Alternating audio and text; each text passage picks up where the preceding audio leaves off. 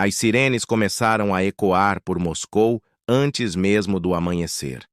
O som agudo cortava o silêncio das ruas molhadas pela chuva da madrugada, enquanto as luzes piscavam em meio à névoa fria. Em poucos segundos, o caos se espalhou. Do alto dos prédios, moradores viam pontos brilhantes cruzando o céu em formação, como vagalumes metálicos avançando sobre a capital russa.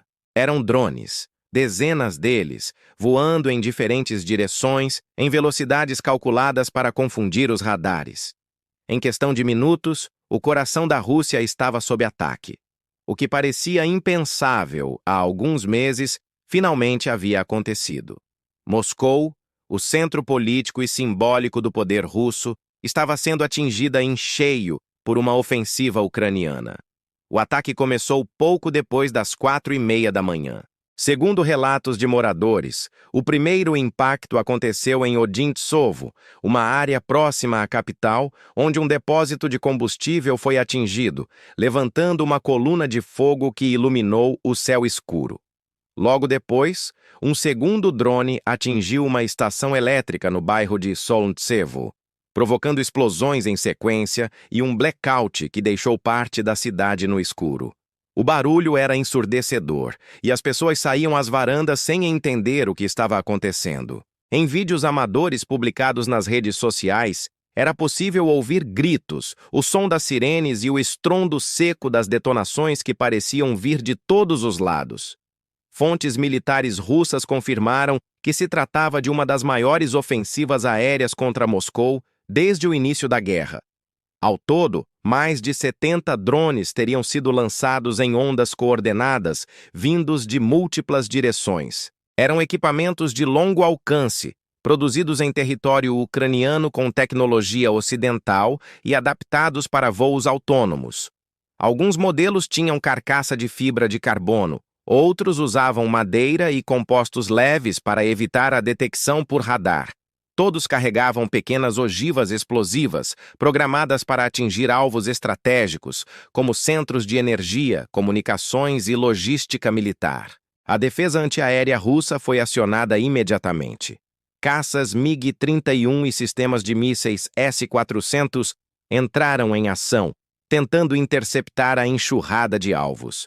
No entanto, a quantidade e a velocidade dos drones sobrecarregaram as defesas.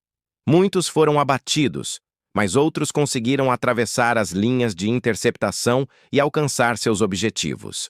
Fragmentos caíram sobre áreas residenciais, atingindo carros e janelas. O céu de Moscou se transformou em um campo de batalha, com traços de fogo cruzando de todos os lados. Enquanto as explosões ecoavam, o Kremlin entrava em estado de alerta máximo.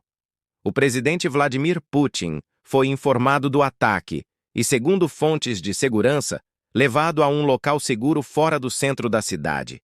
Ainda nas primeiras horas da manhã, ele reuniu o alto comando militar e prometeu uma resposta rápida e devastadora. Em rede nacional, classificou a ofensiva como um ato terrorista e acusou Kiev de tentar semear o medo entre os civis. Mas, para os especialistas internacionais, o significado era outro. O ataque demonstrava uma mudança clara na estratégia ucraniana. Até então, as operações concentravam-se em alvos próximos à linha de frente, mas agora, a Ucrânia havia levado a guerra ao coração do inimigo. Não se tratava apenas de destruição física, mas de uma operação psicológica cuidadosamente planejada para mostrar que nem mesmo Moscou estava a salvo. A população russa, acostumada a ver a guerra pela televisão, agora sentia o medo em carne viva. Os danos foram significativos. 3 subestações elétricas ficaram fora de operação, interrompendo o fornecimento de energia em diversos bairros. 2 edifícios administrativos foram danificados e destroços de drones foram encontrados a menos de 5 quilômetros do Kremlin. O trânsito foi bloqueado em várias avenidas, escolas suspenderam as aulas e o metrô chegou a operar parcialmente. Apesar das autoridades afirmarem que a situação estava sob controle, o pânico era evidente. Vídeos publicados em redes sociais mostravam colunas de fumaça se erguendo sobre a cidade, enquanto moradores corriam pelas ruas com malas e mochilas, temendo novos ataques. Filas se formaram em postos de gasolina e supermercados, e boatos se espalharam rapidamente. Em fóruns russos, muitos questionavam como um ataque em larga escala pôde atravessar as defesas da capital, considerada uma das mais protegidas do mundo. De acordo com o Instituto de Estudos de Guerra dos Estados Unidos, o plano ucraniano teria sido dividido em 3 fases. A primeira onda de drones tinha o objetivo de saturar os radares russos. A segunda mirava os sistemas de defesa. E a terceira, os alvos principais. O resultado foi devastador. Apesar das intercepções, parte significativa dos equipamentos atingiu seus objetivos com precisão. A operação foi descrita por analistas como um golpe estratégico sem precedentes e um marco na guerra tecnológica entre os dois países. A Ucrânia, como de costume, não assumiu oficialmente a autoria do ataque, mas fontes do Serviço de Inteligência de Kiev afirmaram à imprensa europeia que a ação foi um aviso direto ao Kremlin. Em suas palavras, quem ataca os outros deve esperar ser atacado. A resposta russa não tardou. Nas horas seguintes, dezenas de mísseis foram lançados contra cidades ucranianas, especialmente Kharkiv e Dnipro. O Ministério da Defesa russo afirmou que centros de decisão inimigos haviam sido destruídos, mas o governo ucraniano denunciou que as ofensivas atingiram áreas civis, deixando mortos e feridos. Enquanto o mundo assistia ao aumento das tensões, diplomatas tentavam conter o avanço de uma possível escalada. A União Europeia e os Estados Unidos mantiveram silêncio oficial, mas fontes internas classificaram o episódio como uma virada simbólica na guerra. Já a China e o Irã pediram moderação, temendo que o conflito saísse completamente do controle. Nos dias que se seguiram, Moscou reforçou drasticamente suas defesas.